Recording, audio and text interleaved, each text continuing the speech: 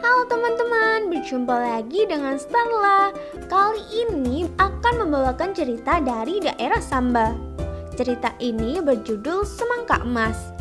Diambil dari buku 101 Dongeng dan Legenda Nusantara yang dikarang oleh tim Sayembara Dongeng Rakyat. Ayo kita dengarkan ceritanya. Di Provinsi Kalimantan Barat, terdapat daerah bernama Sambas. Di sana hiduplah dua saudara bernama Dermawan dan Muzakir. Ayahanda mereka adalah seorang saudagar kaya raya. Dan ketika meninggal dunia, mereka mewarisi semua harta kekayaan ayahnya. Harta itu pun dibagi rata dan kedua saudara tersebut memutuskan hidup terpisah. Muzakir memiliki sifat yang kikir. Seluruh harta warisan selalu disimpan dalam peti. Berbeda dengan saudaranya, Dermawan memiliki sifat sesuai dengan namanya. Karena kebaikannya, Dermawan memberikan harta dan semuanya kepada orang yang meminta-minta, sehingga harta kekayaannya cepat habis. Rumah dijual dan membangun rumah yang lebih kecil. Sisa penjualannya diberikan kepada yang membutuhkan. Muzakir yang mengetahui hal tersebut mendatangi dan mengejeknya. Hei Dermawan, betapa bodohnya kamu. Ini akibatnya jika kamu terlalu murah hati membagikan hartamu kepada mereka. Buka matamu dan lihatlah, adakah satu orang pun yang menolongmu? Dermawan tidak peduli dengan ucapan saudaranya karena dia melakukan dengan sangat ikhlas. Suatu hari, ia sedang istirahat di teras rumah. Ada burung pipit yang terjatuh. Hah? Apa itu? Ternyata ada burung pipit jatuh dan terluka. Baiknya aku rawat sampai burung ini sembuh. Setelah burung pipit itu sembuh, burung itu tidak berusaha menjauh dari Dermawan dan sangat jinak terhadapnya. Ketika burung itu pergi dan kembali membawa sebutir benih tanaman. Terima kasih burung pipit. Saya akan langsung menanam benih ini. Beberapa hari kemudian, benih tersebut telah tumbuh subur dan berbuah semangka. Dermawan heran, ternyata hanya tumbuh satu buah semangka dan sangat besar. Hingga waktunya untuk dipanen, ia terengah-engah ketika menarik buah tersebut ke dalam rumahnya. Tiba saatnya membelah semangka tersebut. Astaga, pasir apa ini? Kenapa sangat berkilau warnanya? Hah? Ini seperti biji emas murni. Pasti sangat mahal bila dijual.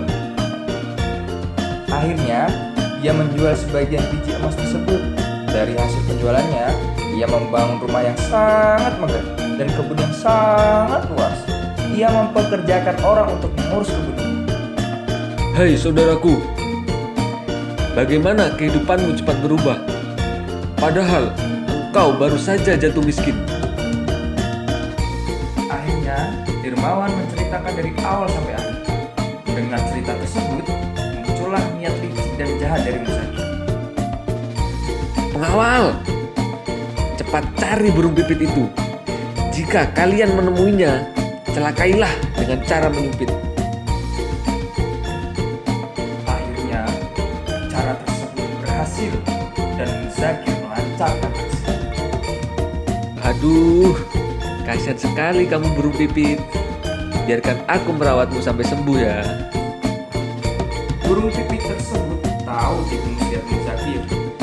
Dia terluka karena ulah mesum Muzakir. Setelah burung pipit itu sembuh, ia terbang dan membawa benih tanaman untuk ditanam Muzakir. Benih ditanam diam-diam dan tumbuh sangat lebat dan lebih lebat daripada milik Dermawan.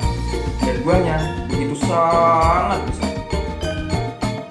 Ketika waktu panen, ia menyuruh pegawainya untuk memetik buah semangka yang akan diletakkan di kamar dan kemudian mengusirnya.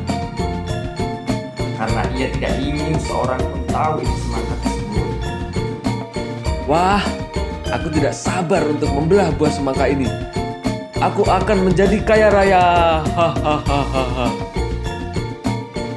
Dia segera mengambil parang dan membukanya. Betapa terkejutnya dia, bukan biji emas yang dia dapat. Lumpur hitam menyebar ke seluruh badan. Permadani dan perabotan lainnya di dalam rumah. Tolong, tolong. Dia berlari mencari-cari pertolongan, namun tiada pertolongan yang dia dapat.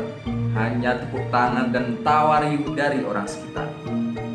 Nah teman-teman, pesan moral yang dapat kita ambil dari cerita ini yaitu: 1. Jangan berlaku tamak ataupun kikir. 2. Saling tolong menolonglah dan jangan mengharap imbalan.